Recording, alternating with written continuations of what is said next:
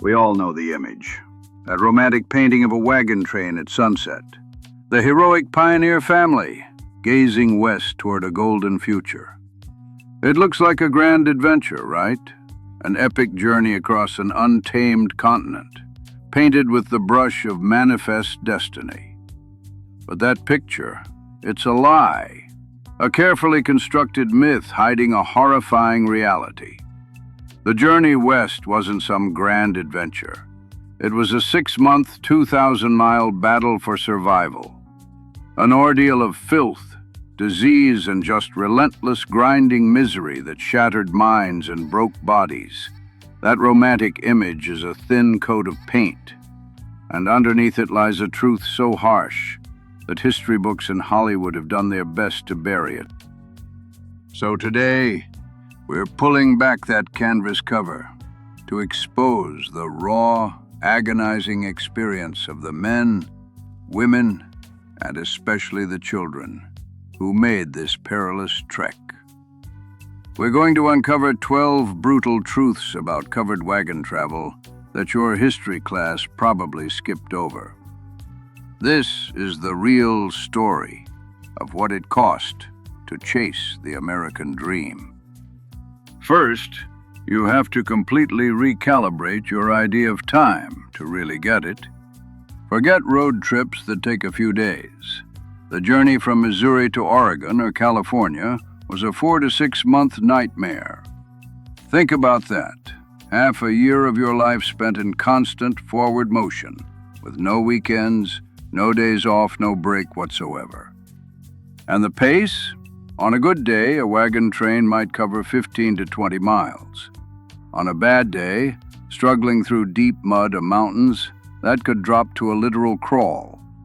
This wasn't a journey, it was a migration at a geologic pace.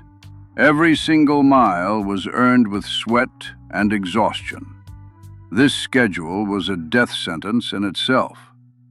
It created this incredibly unforgiving window. If you left too early in the spring, there'd be no grass for your oxen. If you left too late, you risked getting trapped by the killer snows of the Sierra Nevada or the Rockies.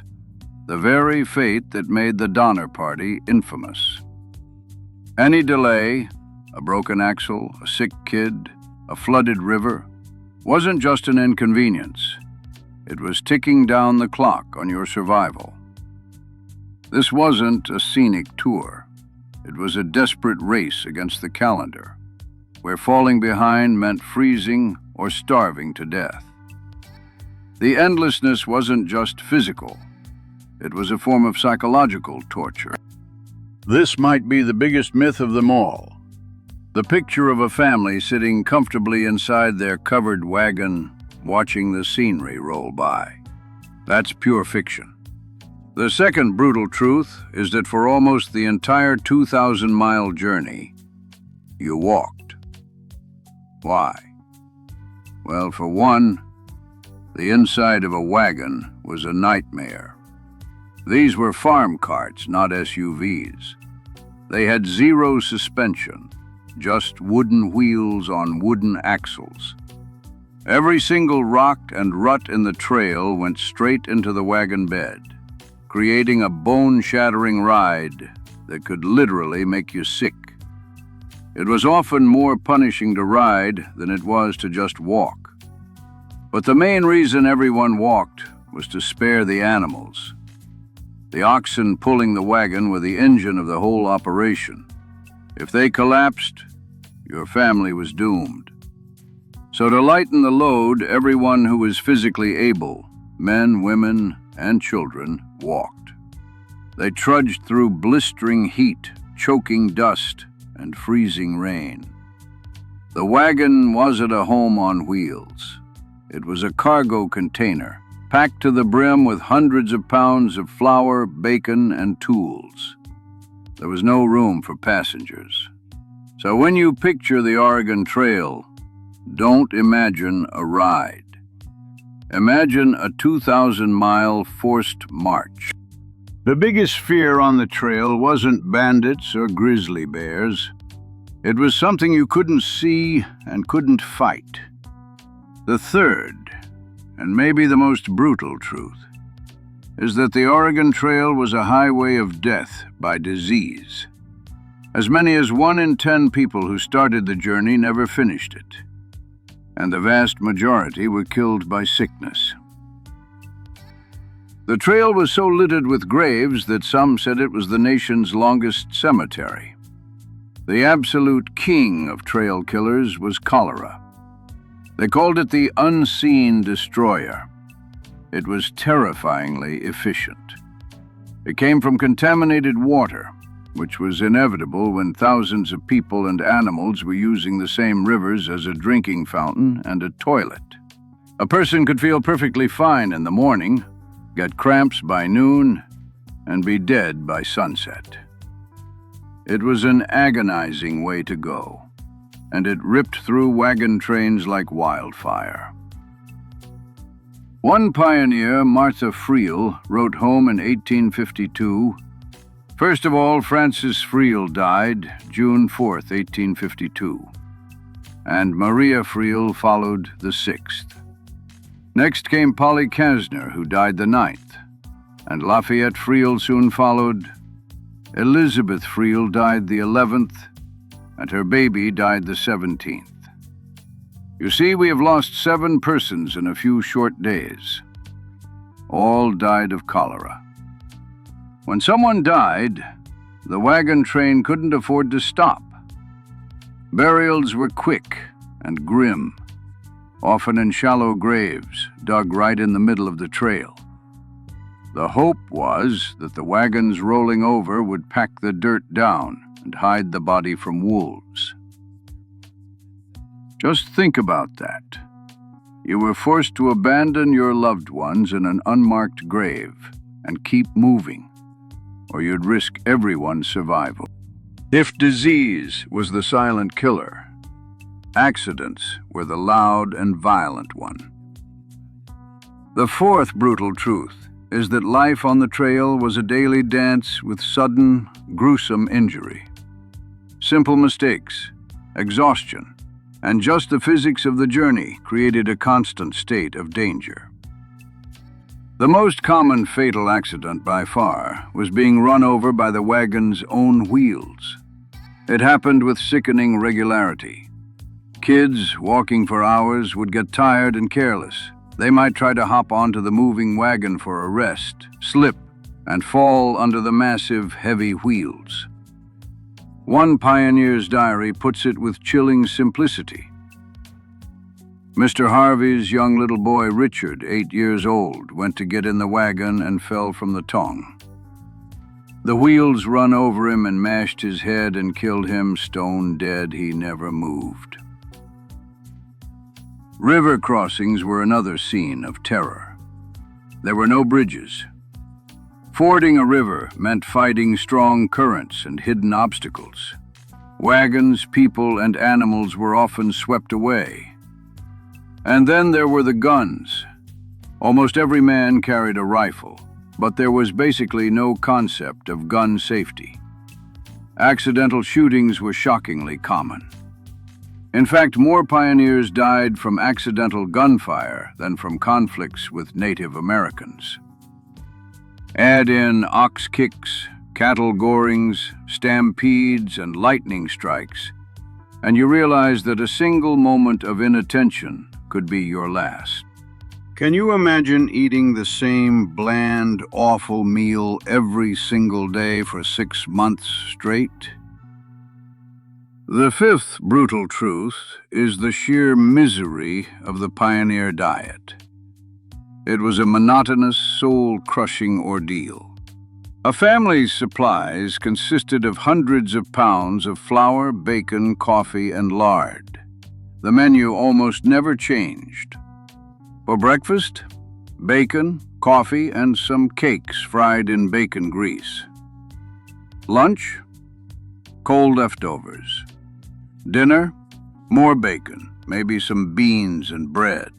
As one traveler, Helen Carpenter Riley, noted, "One does like a change, and about the only change we have from bread and bacon is bacon and bread." Fresh food was a rare luxury. Sometimes hunters could bring in a buffalo, but this took time, and game became harder to find as the trails got more crowded. Water was a constant worry. It was often muddy, alkaline, or contaminated with waste. This diet wasn't just boring, it was dangerous.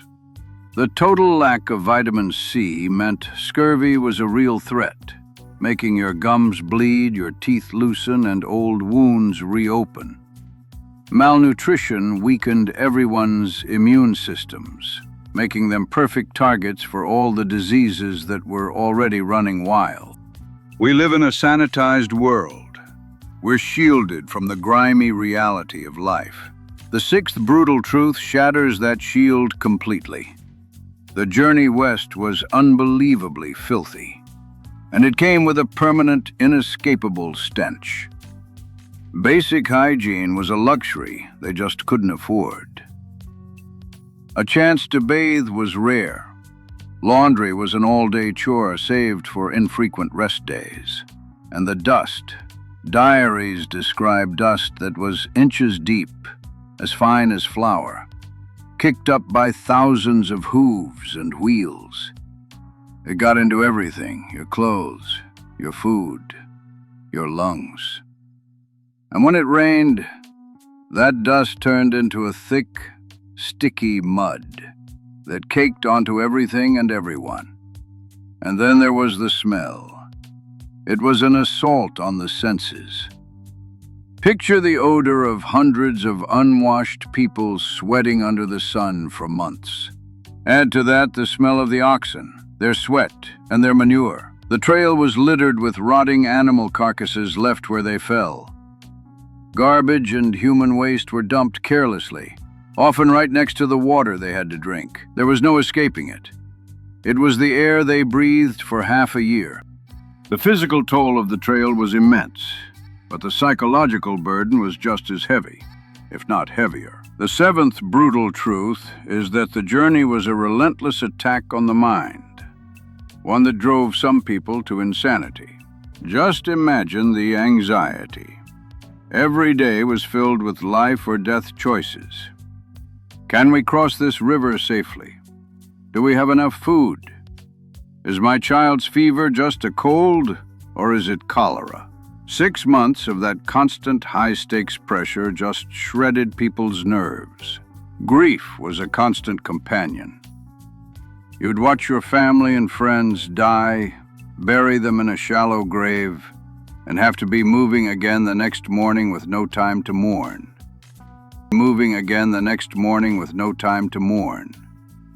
This could lead to what was called prairie madness, severe depression, withdrawal, and sometimes violence. One of the most harrowing accounts from the trail is the story of Elizabeth Markham. Reportedly overwhelmed by the journey, she attacked her own children and set a wagon on fire before being stopped. Now, while that story is an extreme and debated case, it illustrates the kind of psychological pressure that could make a person snap. Tensions in the wagon train ran high, and disagreements often exploded into bitter fights. Suicide wasn't uncommon, a final escape from a reality that had just become unbearable. Hollywood has burned a very specific image into our brains. A circle of wagons, settlers firing rifles, fighting off a wave of Native American warriors. The eighth brutal truth is that for the most part, this is a myth. If you look at the numbers, the story is the complete opposite of the myth. Historians estimate that between 1840 and 1860, during the peak of the migration, fewer than 400 settlers were killed by Native Americans. During that same time, settlers killed at least 426 Native Americans. To put that in perspective, tens of thousands of pioneers died from disease. More died from accidental gunshots than from arrows. For the most part, interactions were peaceful and often based on trade. So why the circling the wagons image? They did that, but it wasn't for defense against attack. The main reason was to form a makeshift corral to keep their livestock from wandering off at night. Now, this doesn't mean there was zero conflict. As the flood of emigrants grew, so did the tension. The pioneers were trespassing on tribal lands, using up resources and bringing new diseases. Violence did happen, and it got worse over time. But the pioneers' biggest killers were their diseases, their accidents, and their own exhaustion. There were no days off on the Oregon Trail, no weekends, no holidays, no calling in sick. The ninth brutal truth is the sheer, back-breaking grind of the daily routine, a cycle of exhausting labor that started before dawn and ended long after dusk, every single day for half a year. Your day started at 4 a.m. A bugle or a gunshot would wake the camp. Men and boys would immediately go find the livestock. As the sun came up, women and kids started the fire, often with damp wood or dried buffalo dung, and made breakfast. Same meal as yesterday. By 7 a.m., the call "Wagon's Ho" would ring out, and the slow march would begin. And the work didn't end when you stopped for the night around 5 p.m. The wagons were circled up, animals unhitched, and repairs had to be made.